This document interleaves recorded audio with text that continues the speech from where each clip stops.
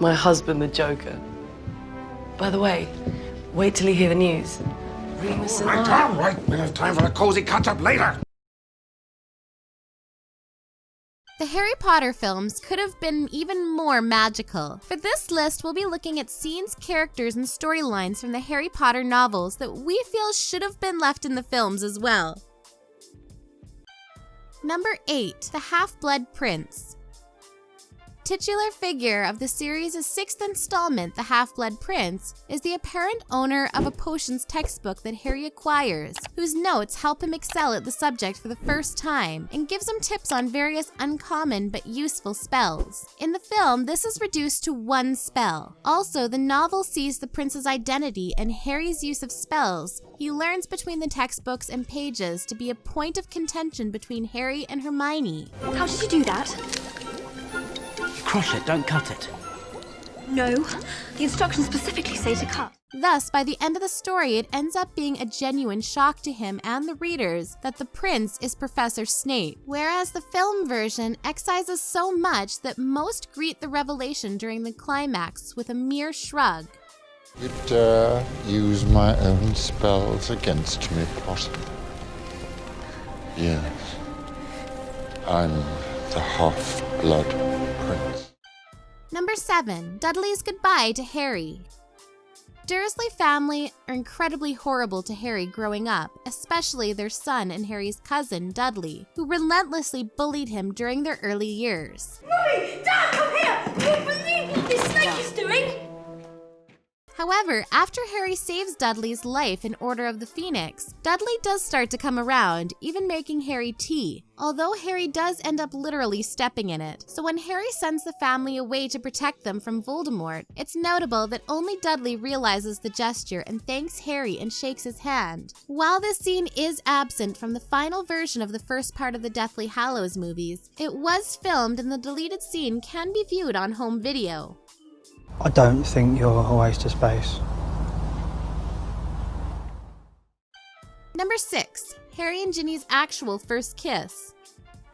Much like Ginny's character in general, the movie screwed up her first kiss with Harry too. The pair of them have a weird serious moment in the Room of Hidden Things and she kisses him, and then walks away. However, in the original book, Quidditch was much more of an emphasis, and the two of them grew closer while playing on the team together, even if Ginny is seeing Dean for most of the story. So well, they're only holding hands.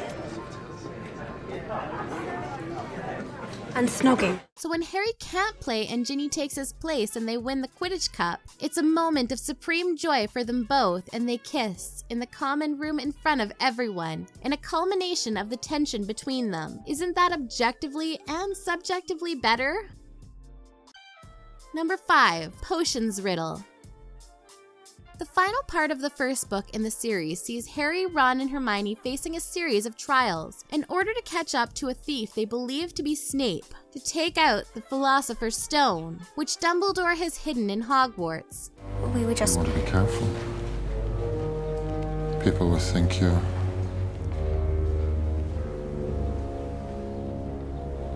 up to something. Although it ends up not being the potions teacher, the novel version features a trial by Snape, which is not present in the film. Rather than a test of potion ingredients or creation, Snape presents a series of different potions and a logic puzzle that must be solved correctly to progress. The riddle is naturally solved by Hermione, and it's a great moment for her once again to display her formidable intelligence. Loomis Solem!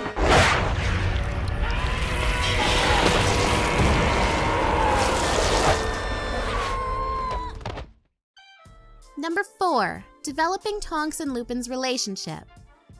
These two had a lot to overcome for Professor Lupin's werewolf condition, to their sizable age gap, to the whole getting married during a war thing. My husband, the Joker. By the way, wait till you hear the news. Remus and I... All right. We'll have time for a cozy catch-up later. But these obstacles only made us root for them harder once we found out about Tonks having feelings for Lupin, in a brilliant scene cut from the movie version that had been foreshadowed throughout the book. Yet in the films, they were just suddenly together, and the uninitiated audience says, "Huh? That's nice." Similarly, when they have a child, it's celebrated, yet the book reveals Lupin's fear of the child being like him, to the point where he considers abandoning his wife and child, prompting a stern talking to from Harry that's also absent in the movie. Number 3. Peeves.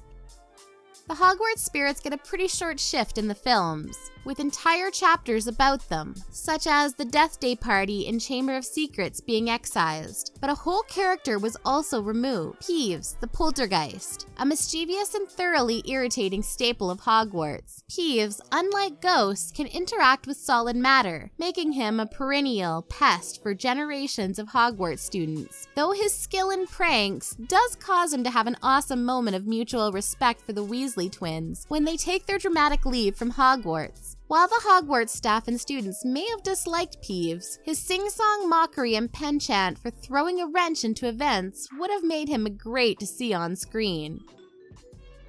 Number 2. The Marauders background.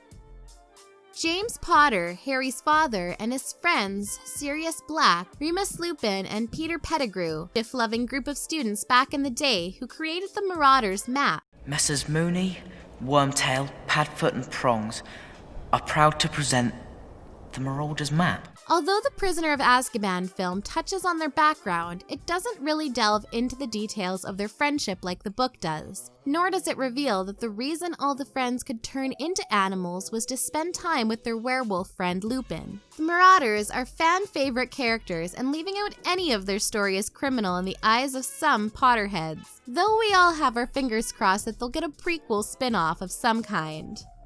Right, who wants to see me take off Snively's trousers? Number 1. Neville's parents in St. Mungo's and Lockhart returns.